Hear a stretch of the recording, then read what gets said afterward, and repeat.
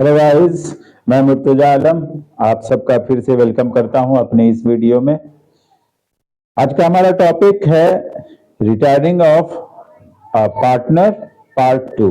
Part one में हमने कुछ बातों पे ध्यान दिया था। आज इसका पार्ट टू है। इसमें आज हम देखने वाले हैं कि रिटायरिंग पार्टनर्स अगर है तो उसका जो ड्यू अमाउंट है उसकी डिस्पोजल कैसे होती है, किस तरह से उनको पेमेंट किया जाता है। दूसरा, after retirement of a partner जो रिमेनिंग पार्टनर्स हैं वो अपने कैपिटल को किस तरह से एडजस्ट करते हैं, और जब किसी पार्टनर की डेथ हो जाती है तो रिटायरमेंट और डेथ के बीच क्या डिफरेंस है। हालांकि इन दोनों के बीच कुछ ज्यादा नहीं, लेकिन रिटायरमेंट वाला ऐसा होता है, रिटायरिंग पार्टनर वो अपना हिसाब खुद देख लेता है, लेकिन जिस पार्टनर की डेथ हो जाती है तो उसके बिहाफ में एक एग्जीक्यूटर का अकाउंट ओपन करना होता है और एग्जीक्यूटर के थ्रू सारी सेटलमेंट की जाती है। हम इसको आज देखने वाले हैं। सबसे पहले तो हम देखेंगे डिस्पोजल अमाउंट जो है उसको हम कैसे करते हैं। The outgoing partners account is settled as per the terms of partnership deed. जो भी उन्होंने पार्टनरशिप एग्रीमेंट में आपस में तय किया है उसके अकॉर्डिंग वो हिसाब किताब होगा। अब वो किसी भी तरह का हो सकता है, इन लंप सम इमीडिएटली और इन वेरियस इंस्टॉलमेंट विद और विदाउट इंटरेस्ट। लमसम दे दिया गया या अलग अलग इंस्टॉलमेंट पे। इंस्टॉलमेंट में भी विद इंटरेस्ट भी हो सकता है, विदाउट इंटरेस्ट भी हो सकता है, या पार्शियली इमीडिएटली दे दिया गया है और पार्शियली इंस्टॉलमेंट में दिया जा रहा है विद या विदाउट इंटरेस्ट। और अगर किसी वजह से पार्टनरशिप डीड या एग्रीमेंट नहीं बना है तो ऐसे में पार्टनरशिप एक्ट के हिसाब से होगा, जिसमें सेक्शन 37 में बताया गया है कि 6% इंटरेस्ट के साथ इसका डिस्पोजल होगा। और नहीं, अगर पार्टनरशिप एग्रीमेंट बना है और उसमें इन सब बातों को मेंशन किया गया है तो उसी के अकॉर्डिंग किया जाएगा। अब कैसे इनकी जर्नल एंट्री होगी, किस तरह से इसकी अकाउंटिंग ट्रीटमेंट होगा, वो हम देख लेते हैं। When paid cash in full, अगर एक साथ सारे पैसे दे दिए जा रहे हैं तो क्या होगा, retiring partners capital account debit कर दिया जाएगा, टू कैश या बैंक क्रेडिट कर दिया जाएगा, क्योंकि अब वो पार्टनर रिटायर हो चुका है, उसके कैपिटल अकाउंट को डेबिट करके खत्म कर दिया जाएगा, और क्योंकि पेमेंट हो रही है तो कैश या बैंक को क्रेडिट कर दिया जाएगा अगर एक साथ फुल सेटलमेंट हो रहा है तो। लेकिन अगर when whole amount is treated as loan, पूरे अमाउंट को लोन के तौर पे रोक लिया गया है कि आगे इसका हिसाब करेंगे, तो वहां पर हम उसको कैसे करेंगे, रिटायरिंग पार्टनर्स कैपिटल अकाउंट, उसके कैपिटल अकाउंट को तो खत्म करेंगे क्योंकि अब वो रिटायर्ड है, लेकिन फिर इसका पैसा कहां गया, तो हमने उसके पैसा को रोक लिया है तो एज ए लोन रोका है, तो हम फिर रिटायरिंग पार्टनर्स लोन अकाउंट खोल के उसमें क्रेडिट कर देंगे, तो रिटायरिंग पार्टनर्स लोन अकाउंट करेंगे। अब सिचुएशन थोड़ी बदलती है।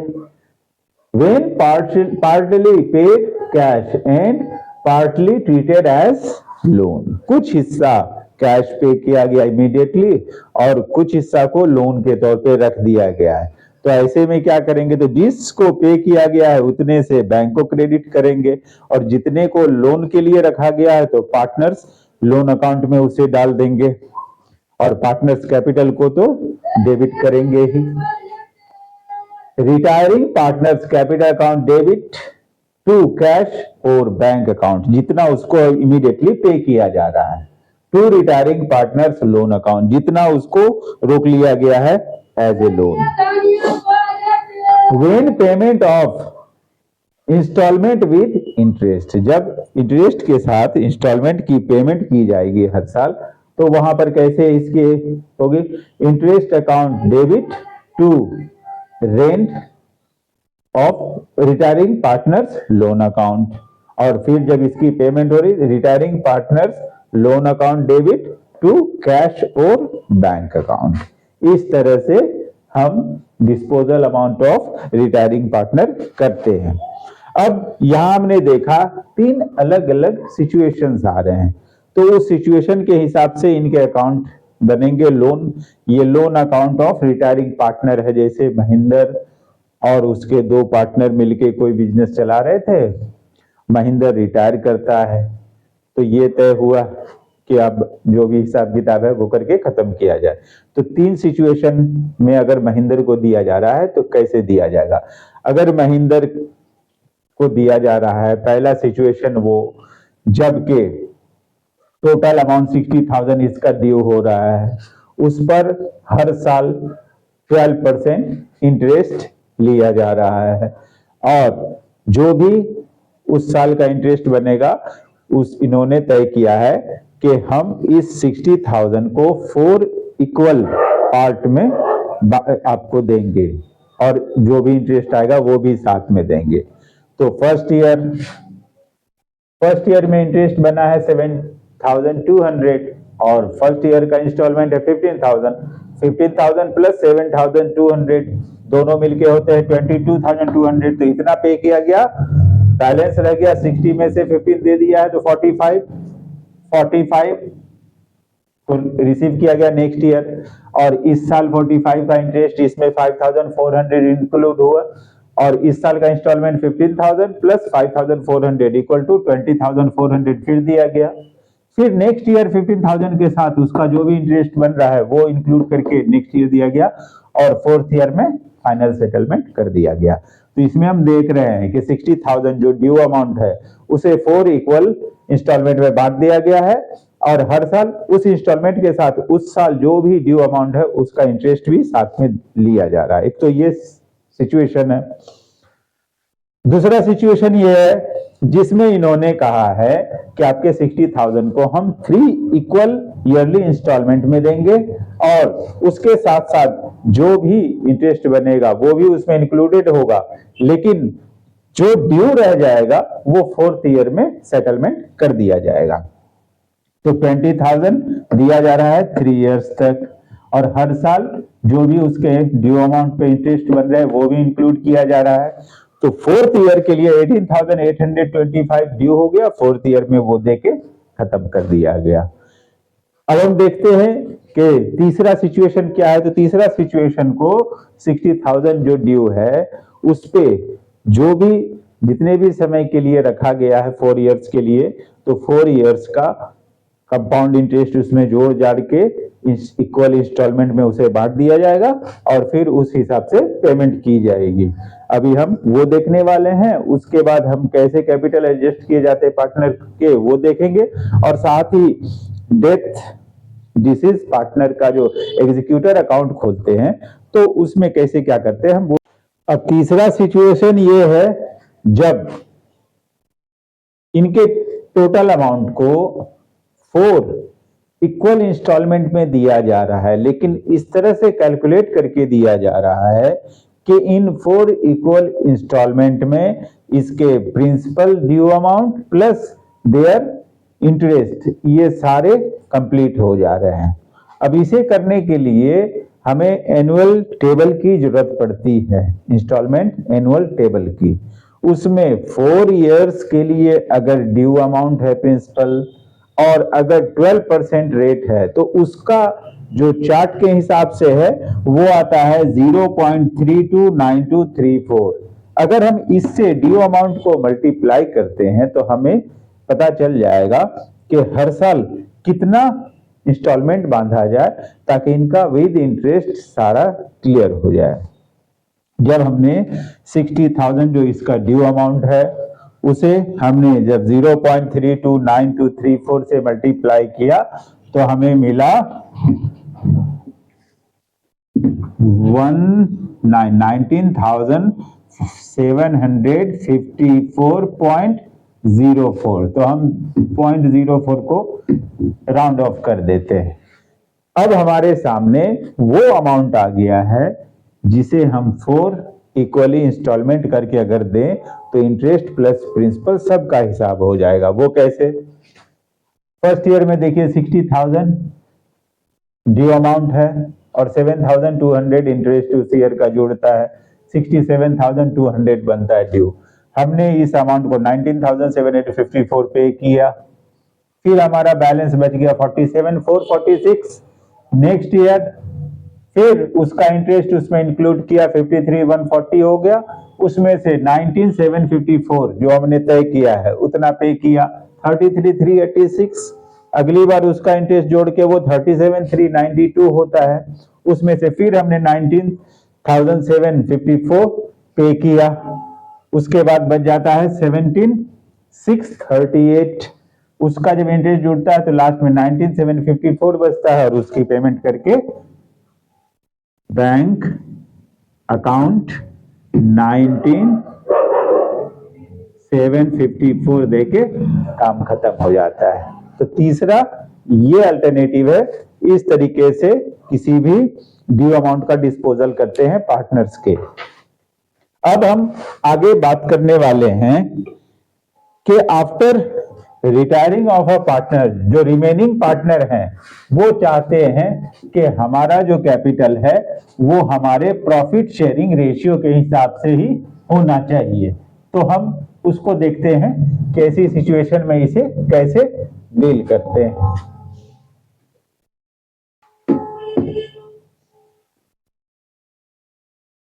मान लीजिए एक केस है जहां पे मोहित, नीरज और सोहन 3 पार्टनर्स हैं। इनमें से नीरज रिटायर हो जाता है और मोहित, सोहन बचते हैं। इनका 2 और 1 का रेशियो रह जाता है और मोहित ने जब ये सारे हिसाब किताब हो गए तो उसके बाद जो बचा रिमेनिंग पार्टनर्स, मोहित का 82,000 कैपिटल और सोहन का 41 कैपिटल।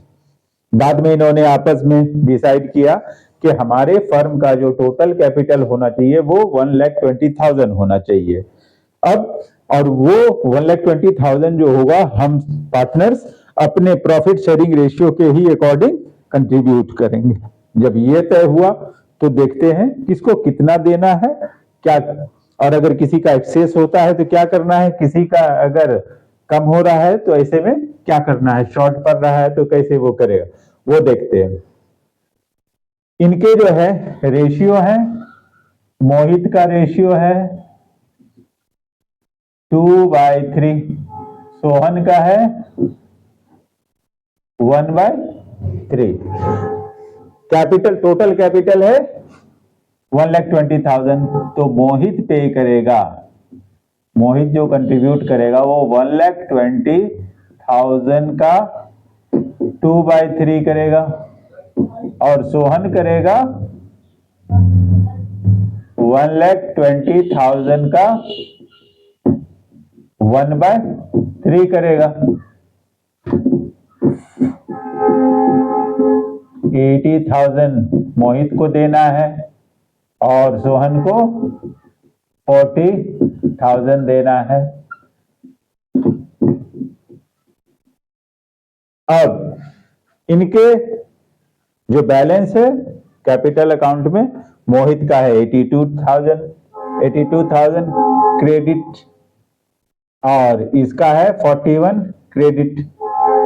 तो ऐसे में हम देख रहे हैं कि मोहित का 2,000 एक्स्ट्रा है कैपिटल अकाउंट में, वो उसे वापस निकाल लेगा। दूसरा सोहन का 1,000 एक्स्ट्रा है, वो उसे वापस निकाल लेगा। कैसे निकालेगा,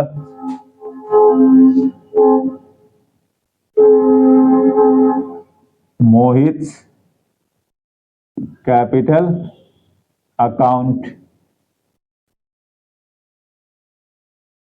बैंक या कैश अकाउंट, 2,000 इसके एक्सेस थे वो इसने निकाल लिया।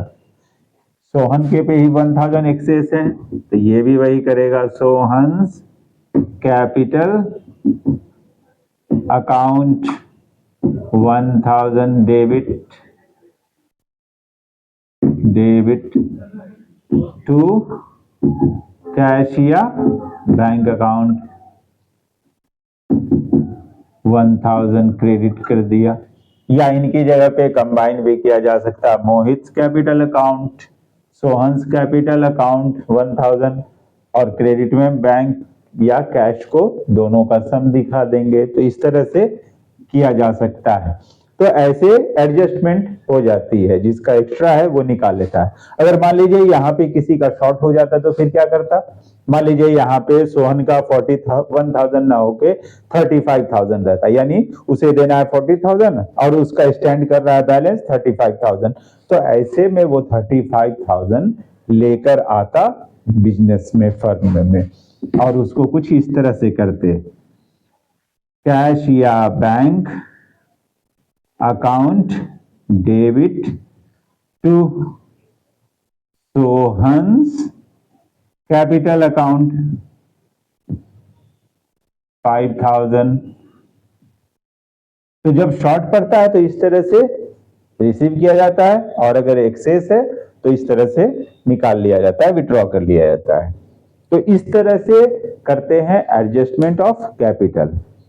अब बात करते हैं डेथ ऑफ अ पार्टनर। तो डेथ ऑफ अ पार्टनर में भी सब कुछ वैसा ही होता है जैसे एक रिटायरिंग पार्टनर के केस में होता है, बस इतना फर्क है कि रिटायरिंग पार्टनर अपना हिसाब खुद देख लेता है, जबकि जिसकी डेथ हो गई है डिसीज्ड पार्टनर अपना हिसाब खुद नहीं देख पाता, क्योंकि वो होता नहीं है।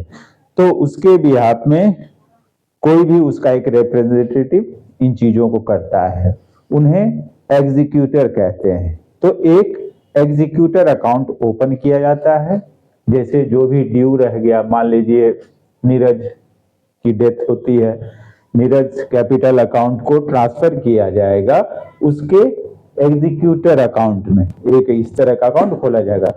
तो वहां पर मान लीजिए वो नीरज है, यहाँ पे मान लीजिए अनिल है जिसकी डेथ हुई है डिसीज पार्टनर, तो अनिल एग्जीक्यूटर्स अकाउंट ओपन किया जाएगा और उसके अनिल के कैपिटल अकाउंट में जो भी क्रेडिट बैलेंस है उसे ट्रांसफर किया जाएगा इस अकाउंट में, जैसे यहाँ अनिल कैपिटल अकाउंट करके लिया गया है।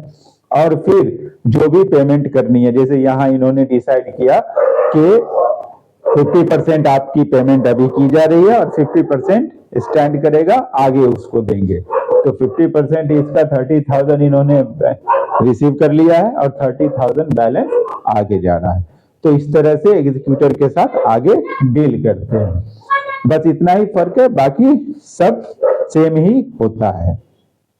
तो ये थे रिटायरमेंट ऑफ अ पार्टनर का हिसाब किताब। मुझे उम्मीद है कि आप लोग इस पर और ज्यादा मेहनत करेंगे और ज्यादा इसके बारे में जानने समझने की कोशिश करेंगे और बेहतर करेंगे।